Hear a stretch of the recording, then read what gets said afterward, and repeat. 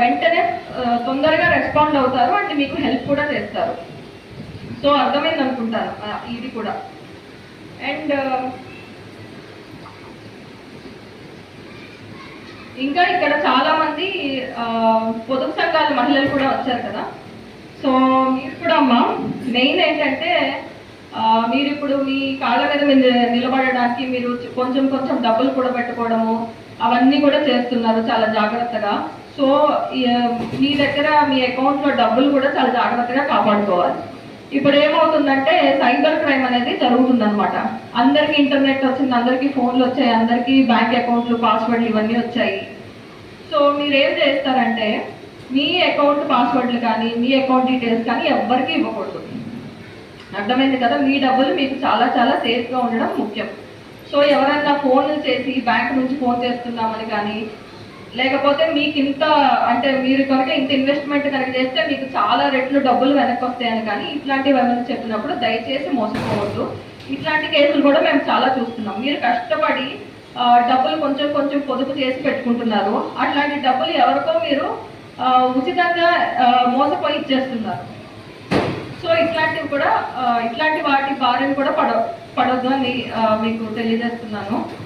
And ఇది only మహిళల కోసమే ప్రోగ్రామ్ కాదు, యాక్చువల్లీ మీ హస్బెండ్స్ని కూడా తీసుకురావాలనేసి చెప్పాను, బట్ రాలేదన్నారు. మెయిన్ ఏంటంటే మాకు మ్యాక్సిమం వచ్చే కంప్లైంట్స్ గృహహింస కింద వస్తాయి అన్నమాట.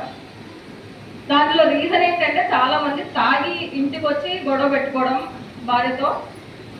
భార్యని కొట్టడం, ఇదే ఎక్కువ కంప్లైంట్స్. అంతే కదా, ఉన్నాయా మీ దగ్గర కూడా సమస్యలు? సో ఇట్లాంటి ఈసారి వచ్చేటప్పుడు మీ హస్బెండ్స్ కూడా తీసుకురావాలి ఇలాంటి ప్రోగ్రామ్స్కి, వాళ్ళకి కదా తెలియాలి. సో ఈ గృహహింస అనేది కూడా చాలా చాలా పెరిగిపోయింది.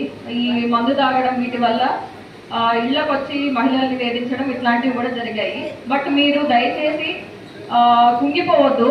ఖచ్చితంగా పోలీస్ డిపార్ట్మెంట్ వాళ్ళు మీకు హెల్ప్ చేస్తారు. మీరు కనుక మా దగ్గరకు వచ్చి రిపోర్ట్ కనుక చేస్తే మీకు ఖచ్చితంగా మీ ఇంట్లో వాళ్ళని పిలిపించి కౌన్సిలింగ్ కూడా చేస్తాము, వాళ్ళకు కూడా కౌన్సిలింగ్ చేస్తాము, మీకు ఖచ్చితంగా హెల్ప్ కూడా చేస్తాము. అంతే తప్ప కొన్ని కేసెస్లో ఏమవుతుందంటే చాలా దురదృష్టవంతంగా కొంతమంది సూసైడ్లు అలాంటివి చేసుకుంటున్నారు ఇంట్లో ఇలాంటి సమస్యలు పెరిగిపోవడం వల్ల. సో దయచేసి అట్లాంటి వాటికి పాల్పడద్దు. మీకు ఖచ్చితంగా మమ్మల్ని అప్రోచ్ అయితే మా నుంచి ఖచ్చితంగా సపోర్ట్ అయితే ఉంటుంది. అండ్ జెంట్స్ మీరు వచ్చారు కదా, సో మీకు కూడా చెప్తున్నాను, మీరు ఇంట్లో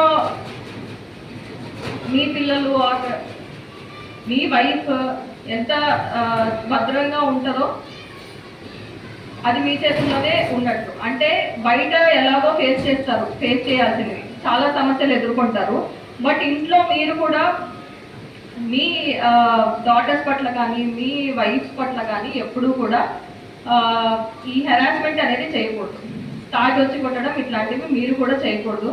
అండ్ అది చాలా చట్టరీత్యా నేరం. అండ్ ఆల్సో చాలా కేసెస్లో కోర్ట్స్ కూడా ఇట్లాంటి విషయాలు చాలా కఠినంగా ఉంటుంది. ఇన్ కేస్ ఏదన్నా హెరాస్మెంట్ కింద కేసు కనుక బుక్ అయితే ఓన్లీ మహిళ చెప్పే స్టేట్మెంట్ బేస్ చేసుకొని శిక్ష కూడా అమలు చేసిన దాఖలాలు చాలా ఉన్నాయి.